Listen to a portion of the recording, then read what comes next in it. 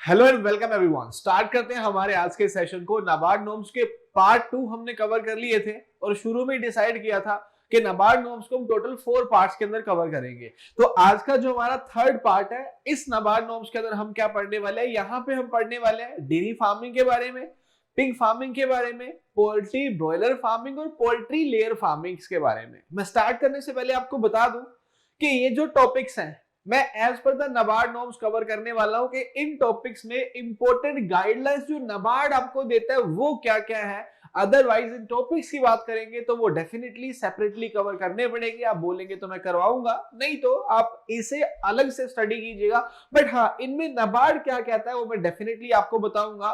तो स्टार्टिंग करते हैं कहां से, डेयरी फार्मिंग। ऑफ कोर्स हम लोग जानते हैं डेयरी फार्मिंग के बारे में। इंडिया की बात करेंगे तो इंडिया का मिल्क प्रोडक्शन, बिकॉज डेयरी का मतलब क्या है, डेयरी मतलब मिल्क। सो इंडिया की बात करेंगे, मिल्क प्रोडक्शन में इंडिया का रैंक नंबर 1 है। ये नंबर 1 रैंक कब हुआ था, जब इंडिया में 1970 में ऑपरेशन फ्लड यानी कि व्हाइट रेवोल्यूशन को लाया गया था, जिसके फाउंडर या फिर फाउंडर मेंबर्स के अंदर मेन जो रोल प्ले किया वो डॉक्टर वर्गीज कुरियन साहब ने किया। डॉक्टर वर्गीज कुरियन साहब जिनका बर्थडे 26 नवंबर को होता है, उन्हीं के बर्थडे पे उनके उस काम को अवॉर्ड करने के लिए, उस काम को याद करने के लिए हम हर साल 26 नवंबर को नेशनल मिल्क डे मनाते हैं, जबकि 1 जून को हम वर्ल्ड मिल्क डे मनाते हैं। 1970 में ऑपरेशन फ्लड को स्टार्ट किया गया था। उसके बाद इस ऑपरेशन फ्लड को 3 अलग अलग फेज के अंदर, operation flood phase 1, phase 2 and phase 3 1996 तक चलाया गया। 1996 में जाके इसे बंद कर दिया गया। रीजन इज उस टाइम पे हमने मिल्क प्रोडक्शन में एक अचीवमेंट जनरेट कर दिया। वो अचीवमेंट था वर्ल्ड में मिल्क प्रोडक्शन में नंबर 1 रैंक। 1997 में इंडिया ने अनाउंस कर दिया कि हमारा वर्ल्ड में नंबर 1 रैंक है। 1997 से लेके, बिकॉज नंबर 1 पे आना बड़ी बात नहीं होती है, नंबर 1 पे बने रहना बड़ी बात होती है। तो आज भी इंडिया नंबर 1 पे है। 2022 तक टिल नाउ हमारा जो मिल्क प्रोडक्शन में रैंक है वो नंबर 1 है। उसके अलावा अगर बात करेंगे इंडिया के मिल्क प्रोडक्शन में, नंबर 1 रैंक तो हमारा है, लेकिन हमारे मिल्क प्रोडक्शन में जो सबसे ज्यादा कंट्रीब्यूट करता है, ये कौन करता है, बफेलो मिल्क। मोर देन 50% जो ओवरऑल मिल्क प्रोडक्शन के अंदर कंट्रीब्यूशन है वो किसका है, बफेलो मिल्क का। और बफेलो के बाद जो कंट्रीब्यूशन है वो किसका है, हमारी काऊ का। काऊ में भी देखेंगे तो इंडिजिनस काऊ हमारी कम होती जा रही है, जबकि जो हमारी क्रॉस ब्रीड है, जिसको हमने एक्सोटिक बुल और इंडिजिनस काऊ के क्रॉस से बनाया है, वो इंडिया में क्या होती जा रही है, बढ़ती जा रही है। तो डेयरी की बात करते हैं, मिल्क की बात करते हैं, नाबार्ड क्या कहता है डेयरी के बारे में। So as per the NABARD, अगर इंडिया की बात करेंगे, so as per the NABARD, India accounts for about 57.3% of the world's cattle population. ये ध्यान रखना, ये नाबार्ड नॉर्म्स है तो ये डेटा थोड़ा पुराना होगा, बिकॉज करंट रिपोर्ट्स को पढ़ेंगे जो हर साल आती है वहां पे चेंजिंग होगी, लेकिन अकॉर्डिंग टू नाबार्ड नॉर्म्स बोला जाएगा। सो 57.3% of the world buffalo population and 14.7% हमारी कैटल पॉपुलेशन है ना। इंडिया के पास कैटल पॉपुलेशन टोटल वर्ल्ड में कितनी है, लगभग 15%। कैटल का मतलब आप जानते होंगे, कैटल में ओनली काऊ आती है, बफेलोज उसमें नहीं आती है।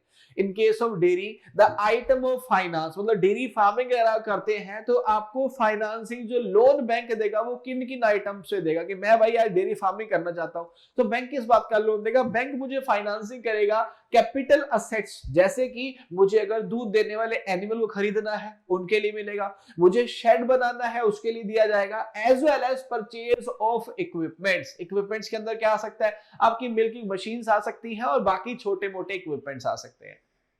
नेक्स्ट वाला गया, for high value project the borrower can use consultancy services. What is consultancy services, आपको पता होगा नाबार्ड का वो जो आपने मेरा वीडियो देखा था सब्सिडरी वाला, मैंने आपको बताया था कि नाबार्ड की 7 सब्सिडरी है इसमें इस टाइम पे। तो उन सब्सिडरी में से एक सब्सिडरी जो है वो कौन सी है, नैबकॉन्स है। तो नैबकॉन्स की बात करेंगे तो नैबकॉन्स से आप क्या कर सकते हो, नैब मतलब नाबार्ड, कॉन्स मतलब कंसल्टेंसी। तो कंसल्टेंसी ले सकते हो कि मुझे प्रोजेक्ट में कितना पैसा लगाना चाहिए, कहां कहां से कितना कितना पैसा इन्वेस्ट होगा और किस तरह से लोन लेना चाहिए। अगर मिल्क की फिजिकल प्रॉपर्टीज की बात करेंगे तो फिजिकल प्रॉपर्टीज में मिल्क का जो पीएच होता है वो तो सब लोग जानते हैं कि मिल्क जो है वो स्लाइटली एसिडिक होता है, 6.5 टू 6.7 के आसपास पीएच होता है। जबकि एसिडिटी की बात करेंगे, एसिडिटी का मतलब क्या है भाई, पीएच तो एसिडिक होता है, लेकिन किस लिए? बिकॉज उसमें एसिडिटी होती है। तो जो नेचुरल एसिडिटी होती है ना वो 0.14 से 0.18 होती है, दही में ये 0.7 तक चली जाती है, लेकिन वो नेचुरल नहीं, वो तो आर्टिफिशियल डेवलप्ड एसिडिटी होती है। रिफ्रैक्टिव इंडेक्स, रिफ्रैक्टिव का मतलब आप जानते होंगे, वो आपने एक्सपेरिमेंट पढ़ा होगा कि टॉर्च को पानी के अंदर डालो तो अपने पास से वो डेविएट हो जाती है। तो जो रिफ्रैक्टिव इंडेक्स है मिल्क का वो कितना है? 1.344 टू 1.348। फ्रीजिंग पॉइंट की बात करेंगे, 0 से बिलो -0.55 डिग्री सेंटीग्रेड होता है। और बॉइलिंग पॉइंट की बात करेंगे तो 100.2 से लेके 100.5 डिग्री सेंटीग्रेड क्या होता है? उसका बॉइलिंग पॉइंट होता है। उसके अलावा स्टैंडर्ड्स की बात करेंगे कि मिल्क में कितना फैट और कितना एसएनएफ यानी कि सॉलिड नोट फैट होना चाहिए। तो अगर काउ मिल्क है, वो काउ मिल्क का मतलब मार्केट में जनरली आपको पता है ये नहीं मिलता, काउ मिल्क नहीं मिलेगा, बफेलो मिल्क नहीं मिलेगा। उसके अलावा A1 A2 मिल्क है, जनरली नहीं मिलता है, वैसे मिल सकते हैं। काउ मिल्क में 3.5% फैट और 8.5 एसएनएफ होना चाहिए, जबकि बफेलो मिल्क में फैट ज्यादा होता है। तो उसमें स्टैंडर्ड्स कहते हैं कि 5% फैट और 9% एसएनएफ होना चाहिए। उसी तरह से मिक्स मिल्क और स्टैंडर्डाइज्ड मिल्क दोनों में सेम 4.5% फैट और 8.5% क्या होना चाहिए? एसएनएफ होना चाहिए।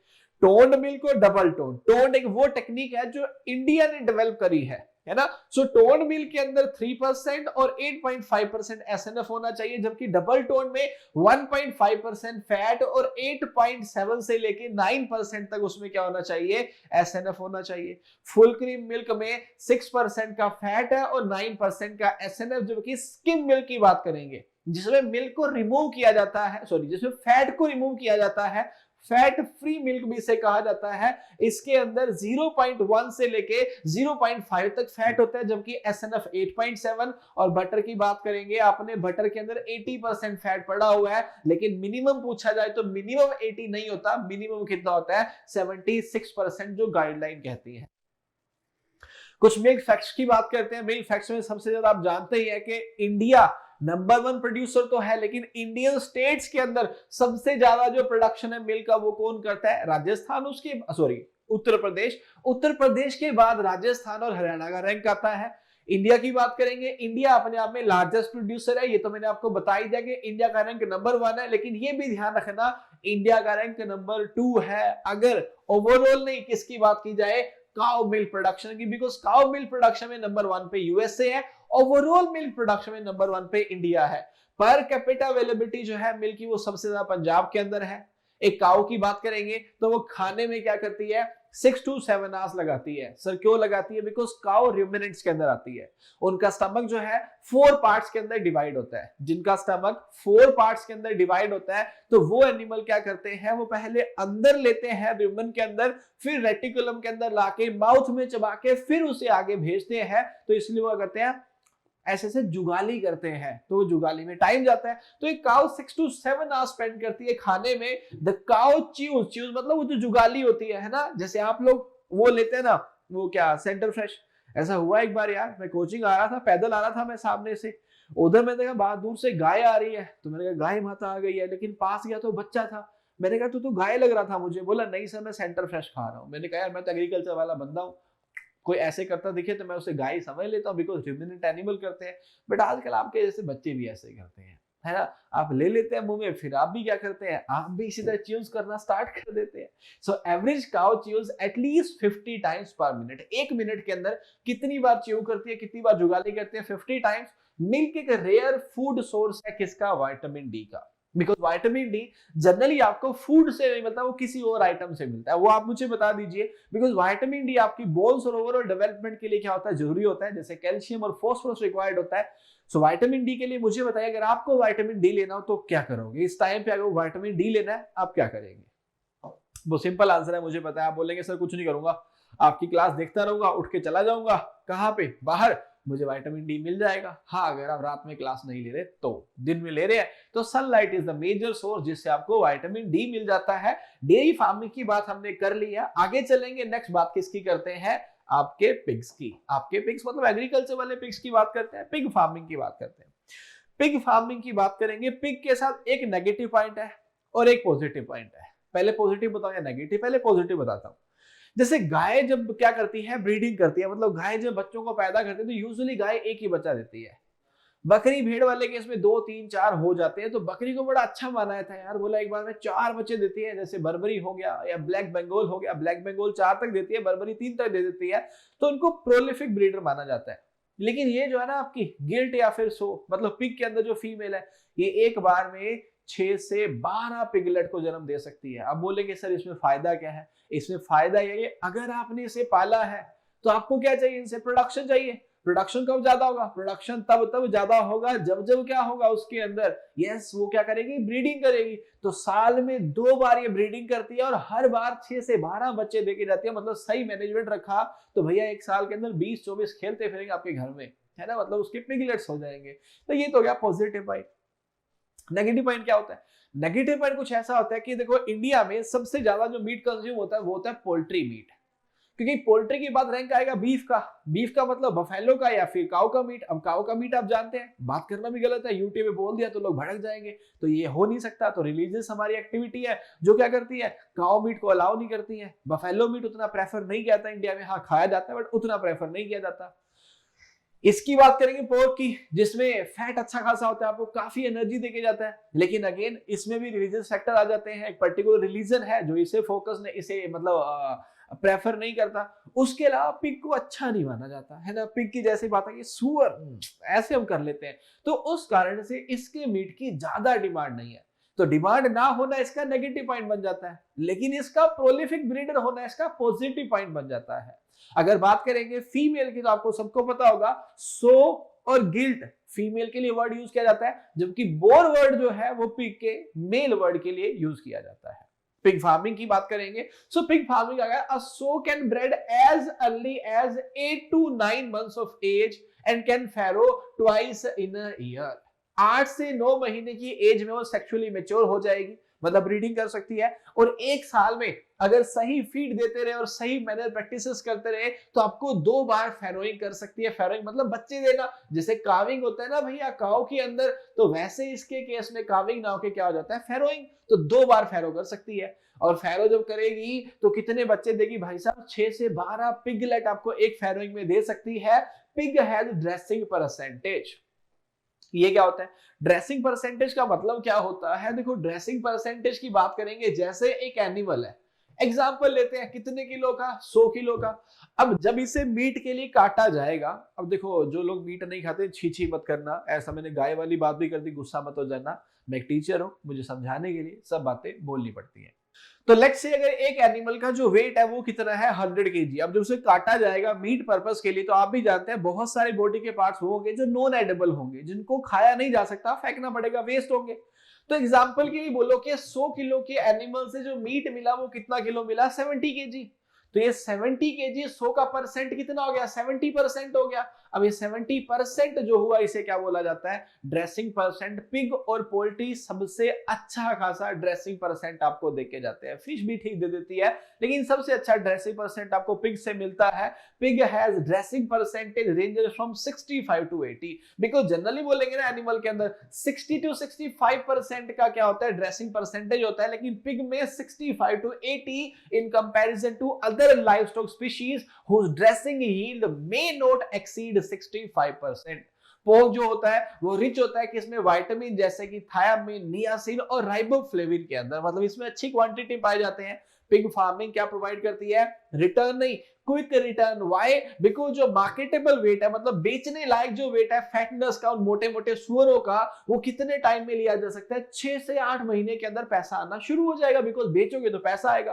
Pork production in India is limited. सिर्फ 7% जो इंडिया में प्रोटीन सोर्सेज एनिमल्स हो उससे क्या हो रहा है, मतलब वो कहां से आ रहे हैं? आपके पिग से आ रहे हैं। सर इसका क्या मतलब? इसका मतलब ये कि आप अगर मीट खा रहे हैं, किसी का मीट खा रहे होंगे, तो 100% में सिर्फ 7% के आसपास प्रोटीन आ रहा है यार इससे, तो मतलब ज्यादा इसे लोग प्रेफर नहीं करते हैं।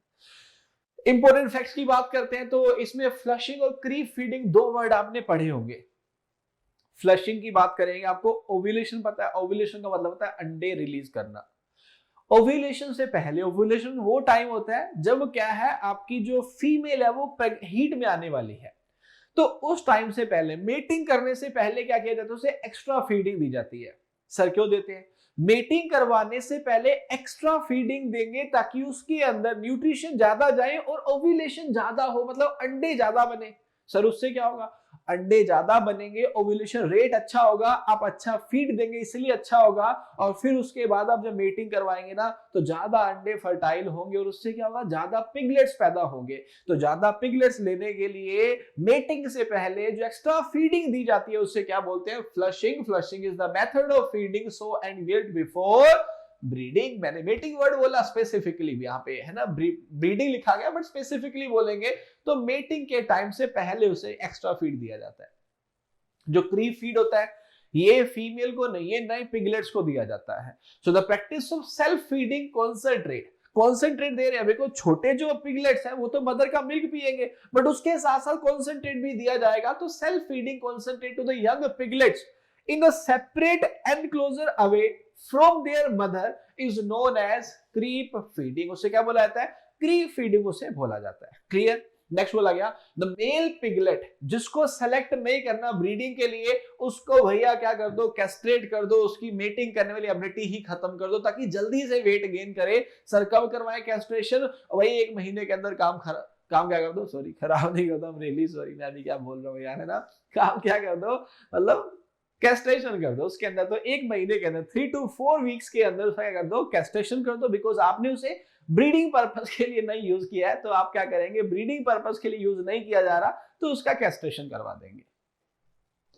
अब चैट में उल्टा सुल्टा मत लिखना, बता रहा हूं मैं। मतलब मैं कैस्ट्रेशन पे क्यों हंसा हूं उसका रीजन है ये, क्योंकि मैं वो जब प्रधानमंत्री फसल बीमा योजना पढ़ा रहा था तब मैंने वहां पे बच्चों को बताया था कि एनिमल अटैक जो होता है प्रधानमंत्री फसल बीमा योजना में, तो उसे बीमा स्कीम कवर नहीं करती है। क्यों नहीं करती है? एनिमल अटैक जहां पे होता है ना वहां बहुत होता है। तो मैंने पढ़ा था कि हिमाचल प्रदेश गवर्नमेंट बंदरों को अगर नहीं रोक पाई तो क्या किया जा रहा है? बंदरों को स्टेरलाइज यानी कैस्ट्रेट कर दिया जा रहा है। क्यों कैस्ट्रेट कर दिया? बिकॉज कैस्ट्रेट में पॉपुलेशन को नहीं बढ़ा पाएंगे। तो मुझे उस बात पे हंसी आ गई कि नुकसान वो कर रहे थे, उनका नुकसान हो रहा है ना, अदरवाइज मत लेना। ठीक है, आगे बोला गया यूजुअली जो वीनिंग करते हैं वो कब करते हैं? 7 to 8 वीक्स की एज में। वीनिंग का मतलब क्या होता है? उसके जो बच्चे हैं, जो पिगलेट्स हैं, उनको मदर से अलग कर दिया जाता है। सर क्यों अलग करते हैं? क्योंकि वीनिंग काऊ के अंदर तो करी जाती है क्लीन मिल्क प्रोडक्शन के लिए, लेकिन यहाँ तो सर दूध हमें बेचना थोड़ी है, पीने तो सर क्या दिक्कत है? अगर आप उसकी वीनिंग लेट करवाएंगे ना तो मदर दोबारा से जल्दी से हीट में नहीं आएगी। जितने टाइम तक बच्चे उसके साथ होंगे वो हीट में नहीं आएगी। इसलिए 7 से 8 वीक की एज में, मतलब कितना हो गया? लगभग 2 महीने के आसपास चला जाएगा। तो आप क्या कर देंगे? उसे अलग कर देंगे बच्चों को उसकी मदर से, ताकि वो दोबारा से जल्दी से हीट में आए। आप उसकी फिर से करवाएंगे, मेटिंग करवाएंगे और फैरोइंग करेंगे, जल्दी जल्दी बच्चे पैदा करेगी। एफसीआर की बात करेंगे तो ये कितना होता है? 1:2.5 to 3। मैंने आपको प्रीवियस लेक्चर में फीड कन्वर्जन रेशियो और फीड कन्वर्जन एफिशिएंसी के बारे में बता दिया था कि एफसीआर किसका ज्यादा होता है और एफसीई किसका ज्यादा होता है। क्लियर रहना, गड़बड़ मत कर देना पेपर में। नंबर ऑफ सर्विस की बात करेंगे तो एक हफ्ते में एक बोर से आप कितनी सर्विस ले सकते हैं? 2 to 4 सर्विसेज ले सकते हैं। पिग्स के लिए जो आइडियल टेम्परेचर होता है भैया वो कितना होता है? 20 से 25 डिग्री। आप बोलेंगे सर इतना कम, इसी तो सुअर नालों के अंदर पड़े रहते हैं, पानी के अंदर पड़े रहते हैं। क्यों पड़े रहते हैं? बिकॉज उनको ठंड चाहिए। 20 से 25 से ऊपर नहीं सर्वाइव करते यार वो, तो वो नाला ढूंढने घुस जाएंगे उसके अंदर। और अगर आपने पाल रखा है तो फिर क्या करो भाई साहब? उसे शेड दो, छाया दो ताकि गर्मी ना लगे। वेलोइंग टैंक दो, मतलब लोटने पोटने के लिए पानी वाला टैंक दे दो। कूलिंग डिवाइस लगाओ वहां पे, स्प्रिंकलिंग और वाटर हो गया है ना, मतलब पानी का छिड़काव करो। वॉशिंग मतलब उसको नहलाने का बंदोबस्त करो टू मेंटेन थर्मल कंफर्ट। देखा कितना वीआईपी है भैया ये। इसके लिए क्या करना पड़ रहा है? पहले तो आपको इसके लिए स्विमिंग पूल बनाना पड़ेगा। बोला तैर ले बेटा, कोई दिक्कत नहीं है। फिर भैया कहता शावर भी चाहिए मुझे, स्प्रिंकलिंग डिवाइसेस भी चाहिए, इसे वॉशिंग भी करवानी पड़ेगी। क्यों? क्योंकि तैर रहे, इसका थर्मल कंफर्ट रहे। और आपको बता दूं मैं, ये कहता है कि मैं थर्मल कंफर्ट मेंटेन करूंगा, इसीलिए 8 महीने बाद भैया ये कटेगा। तो आप ध्यान रखना, ये कंफर्ट मेंटेन कर रहा है इसीलिए कट जा रहा है। तो तुम्हें भी अगर लगता हो ना कि कंफर्ट जोन में रहना है तो तुम भी कटोगे एक दिन। तो बेटर है कंफर्ट जोन को छोड़िए, उससे बाहर निकलिए, तभी लाइफ में आगे तक जाएंगे, वरना कोई और रगड़ के तुम्हें आगे निकल जाएगा। तो कंफर्ट जोन इसको चाहिए बट आपको नहीं चाहिए। आगे मूव करूंगा। यहाँ पे स्पेस रिक्वायरमेंट दिया गया, this is your part. Notes में इसके शेयर कर दूंगा। मेक श्योर कि आप स्पेस रिक्वायरमेंट को डिटेल से पढ़ेंगे कि कवर्ड एरिया कितना चाहिए, ओपन कितना चाहिए और एक पैन में कितने एनिमल रह सकते हैं। पैन का मतलब क्या होता है? एक एरिया, एक रूम बोल दीजिए समझने के लिए कि रूम में कितने एनिमल रहेंगे। तो हमने दो पढ़ लिया, डेयरी फार्मिंग को पढ़ लिया और उसके बाद हमने पढ़ लिया पिग फार्मिंग को। आगे चलते हैं, नेक्स्ट हमारा आ गया पोल्ट्री ब्रॉयलर फार्मिंग। ब्रॉयलर के बाद हम पोल्ट्री लेयर फार्मिंग की बात करेंगे, लेकिन दोनों का डिफरेंस पहले से जान लेते हैं। पोल्ट्री ब्रॉयलर फार्मिंग का मतलब होता है वो चिकन्स, वो चिक्स, वो चूजे जिनको पाला गया है मीट पर्पस के लिए, और पोल्ट्री लेयर फार्मिंग का मतलब वो मुर्गियां जिनको पाला गया अंडे देने के लिए। 60 से 80 अंडे एक साल के अंदर हमारी देसी मुर्गी देती है, जबकि विदेशी जो है 180 से 240 अंडे के बीच में जो उन्नत नस्ल की जो इंप्रूव्ड वैरायटीज है वो दे देती है। पोल्ट्री ब्रॉयलर फार्मिंग की बात करेंगे, पिग में तो 6 से 8 महीने चाहिए थे, इसमें तो भाई साहब 1 से 2 महीने में काम चलेगा, 5 to 6 वीक्स, बिकॉज एक जो पोल्ट्री का बैच होता है वो कितने दिन में रेडी होता है, 40 to 45। हाँ स्टैंडर्ड बोलेंगे तो 7 दिन का रेस्टिंग स्टेज भी होता है, तो टोटल तो 52 डेज लेके जाता है, लेकिन मैच्योरिटी 40 से 45 दिनों में आ जाती है। तो रेनिंग पीरियड सिर्फ 5 से 6 वीक्स का है एज पर द नाबार्ड। जो पर कैपिटा अवेलेबिलिटी है वो कितनी है, 2.96 kg, और आईसीएमआर रिकमेंड करता है कि मीट कितना खाना चाहिए, 11 से 12 किलो। अब ये ध्यान रखना यार, करंट में ये डेटा चेंज है, बट ये आपका क्या है, नाबार्ड नॉर्म्स की रिकमेंडेशन है। In the early 90s, contract farming for the broiler was introduced in 1995. Contract farming जानते हैं ना, जहां पे पहले से कंपनी कॉन्ट्रैक्ट कर लेगी स्पेसिफिक टर्म एंड कंडीशन पे, उसके अकॉर्डिंग प्रोडक्शन किया जाएगा। The loan is disbursed mostly in 2 stages. कौन कौन सी, पहले तो लोन दिया जाएगा कंस्ट्रक्शन ऑफ शेड और बाकी सिविल स्ट्रक्चर के लिए, और फिर उसके बाद जो आपको इक्विपमेंट लेने हैं, मशीनरी लेनी है, और जो रेकरिंग कॉस्ट आएगा, रेकरिंग मतलब जो बार बार आएगा, किसका, वो परचेज करना आपको चिक्स का, फीड का और मेडिसिन का। तो इस तरह से 2 बार के अंदर आपको लोन दिया जाएगा। जो रेट ऑफ इंटरेस्ट है ये वैसे तो वेरी करता है, 10%, 12, 13 कितना भी हो सकता है। ऑन एन एवरेज जो रेट ऑफ इंटरेस्ट है लोन पे वो 12.5% का है, और जो रीपेमेंट पीरियड है वो भी वेरी करेगा कि कितना लोन लिया गया, बट यूजुअली अगर बड़ा अमाउंट होगा तो 6 से 8 साल का पीरियड दिया जाता है। 6 से 8 साल का मतलब होता है कि ऐसा नहीं कि 8 साल तक कुछ देना ही नहीं है, देना पड़ेगा। 1 से 2 साल का ग्रेस पीरियड दिया जाता है कि 1 से 2 साल में कुछ नहीं देना, उसके बाद आपकी इंस्टॉलमेंट स्टार्ट हो जाती है। अगला आ गया पोल्ट्री लेयर फार्मिंग। लेयर का मतलब क्या हो गया, अंडे देने वाली मुर्गी, है ना। सो लेयर की बात करेंगे तो आईसीएमआर रिकमेंड करता है कि एक साल में आपको कितने अंडे खाने चाहिए, 180। ये रिकमेंडेशन भी टाइम टू टाइम चेंज होती रहती है। करंट अफेयर्स की जब बात आएगी तो प्लीज मेरी करंट अफेयर्स बुक को ही पढ़ना, लेकिन फिलहाल नाबार्ड नॉर्म्स ऐसा कहा गया, राइट। सो 180 एग्स कंज्यूम करने चाहिए, वरना कोरोना के बाद देखो, कोरोना के बाद इम्यूनिटी बढ़ाने के लिए कितनी ऐड चल रही थी, बोला संडे हो या मंडे रोज खाओ डंडे। हाँ एग्रीकल्चर वाले वही खा रहे हैं यार, है ना ठीक है, तो जो मर्जी खाइए, बट वैसे बता रहा हूँ ये रिकमेंडेशन आईसीएमआर की। Only 6% of the egg produced in the country are converted into the processed product mainly for export. तो ज्यादा हम इसमें क्या कर रहे हैं, प्रोसेसिंग कर नहीं रहे हैं, बट करनी चाहिए ताकि वैल्यू ज्यादा मिले। फॉर हाई वैल्यू प्रोजेक्ट, अगर आपको पोल्ट्री लेयर फार्मिंग का बड़ा प्रोजेक्ट 50 लाख, 1 करोड़, 2 करोड़ का प्रोजेक्ट लगाना है, तो आप क्या कर सकते हैं, borrower can utilise the services of NABARD consultancy services. जैसे पहले आपको बताया था नैबकॉन से आप क्या कर सकते हैं, कंसल्टेंसी ले सकते हैं, who are having wide experience in the preparation of detailed project report. जो मार्जिन मनी है, जो मार्जिन है, depends upon the category of borrowers, और कितना होगा 10 to 25%। मार्जिन का मतलब क्या होता है कि मान लो 20 लाख का लोन है, मैंने बोला कि भाई ये 20 लाख का लोन मुझे चाहिए, तो जितना आप बोलते ना उतना बैंक देता नहीं है। बैंक क्या करता है, उसका 10, 20, 30% कम ही लोन देता है। तो वो जो जितना कम करता है ना वही मार्जिन मनी होती है। तो यहाँ मार्जिन मनी कितनी है, 10 से 25% की। रेट ऑफ इंटरेस्ट तो आपको पहले ही बताया कि बैंक टू बैंक वेरी करेगा, बट ऑलमोस्ट 12.5%। चिकन ब्रीड्स की बात करेंगे तो ओरिजिन के अकॉर्डिंग, उसका ओरिजिन कहां से है उस हिसाब से 4 क्लासेस के अंदर बांटा जाता है, एशियाटिक, अमेरिकन, इंग्लिश और मेडिटेरियन, है ना। तो इस तरह से 4 क्लासेस के अंदर बांटते हैं, बट उसके अंदर कौन कौन सी है नाम सामने लिखे गए हैं, नोट्स आपको शेयर कर दूंगा, याद करिएगा। बट अब याद करिए उससे पहले मुझे बता दो कि मैं देसी हैन अगर बोलूंगा तो इनमें से देसी कौन सी क्लास में जाएंगी, देसी कौन सी क्लास में जाएंगे, एशियाटिक, अमेरिकन, इंग्लिश या कुछ और। आंसर बताइए जल्दी से। ऐसा बिल्कुल सही लिख रहे हैं, देसी की बात कर भैया एशिया के अंदर आएंगे, एशियाटिक में जाएंगे। फिर वो इंडियन हैन की बात करेंगे तो 60 से 80 अंडे देती है, जबकि इंप्रूव्ड हैन की बात करेंगे तो 180 से 240 अंडे आपको वो दे सकती है। डी बीकिंग का मतलब होता है चोंच को काट देना, लेकिन पूरी चोंच नहीं, पार्शियल रिमूवल किया जाता है चोंच का। सर चोंच क्यों काटते हैं? बिकॉज जो विदेशी नस्ल की मुर्गियां होती है ना, वो क्या करती है, चोंच मार के अंडे को तोड़ देती है, आपस में लड़ाई कर लेती है। तो आप चाहेंगे आपकी मुर्गियां आपस में लड़े? बिल्कुल नहीं, क्योंकि पहले वो आपस में लड़ेंगे, फिर हम उनको जाके लड़ेंगे, फालतू में लड़ाई हो रही है। तो लड़ाई ना करें और अंडा ना तोड़े, इसलिए उनमें क्या कर देते हैं, डीबेकिंग। सर मैंने पढ़ा तो है लेकिन देखा नहीं है। इसीलिए नहीं देखा ना क्योंकि आपने देसी मुर्गियां देखी है, देसी मुर्गी अंडा तोड़ती नहीं है, वो अपने अंडे से प्यार करती है। ये विदेशियों को थोड़ा अंडे से कम प्यार है, इसलिए वो तोड़ देती है। तो डीबेकिंग मेनली जो किया जाता है विदेशी नस्लों के अंदर किया जाता है। इंक्यूबेशन पीरियड की बात करेंगे तो अंडा जब मुर्गी देती है और चूजा जब उससे बाहर आता है, तो उस टाइम को इंक्यूबेशन पीरियड कहा जाता है, जो 21 दिन का होता है। क्रिटिकल टेम्परेचर की बात करेंगे तो अभी आप पढ़ रहे थे ना, वो जो हमारे सुअर महाशय थे उनको इतना चाहिए, लेकिन ये मुर्गियां कहती है कि सुअर को 20 से 25 चाहिए, तो भाई हमें भी यही चाहिए। इनको भी 20 to 24 डिग्री सेंटीग्रेड का टेम्परेचर चाहिए होता है, लेकिन 20 से कम गया तो हर एक डिग्री पे आपको 1.5 ग्राम फीड पर डे का एक्स्ट्रा देना पड़ेगा।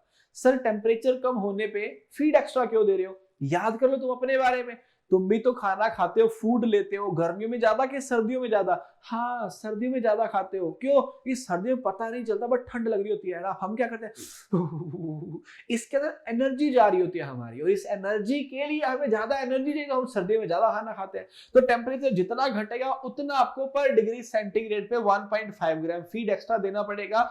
कलिंग का मतलब होता है जो काम के बर्ड नहीं है, जो अनडिजायरेबल है, जो डिजीज है, जो बाकियों को ही मरवाएंगे साथ में, तो उनको वहां से हटा दो।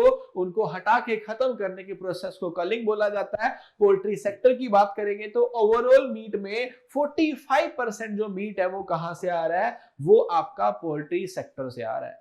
और इसके बाद इस लेक्चर के बेस पे क्विज कहां से आ रही है? 100% क्विजेज आ रही है एग्री कोचिंग चंडीगढ़ के टेलीग्राम चैनल से, जिसमें से एफओ, आरआरबी और आपके आईबीपीएस या फिर नाबार्ड में क्वेश्चन भी दिख जाएंगे।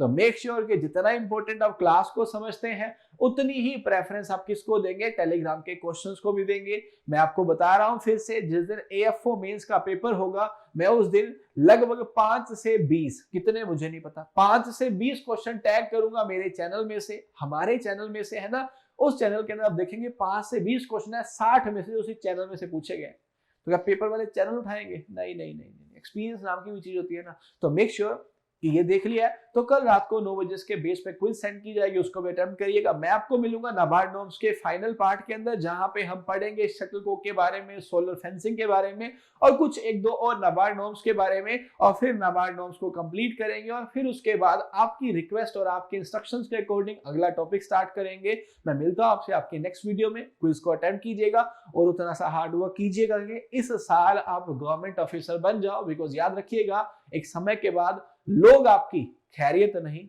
हैसियत पूछते हैं। So I will see you in the next lecture. Till then take care, bye bye, Jai Hind, जय भारत।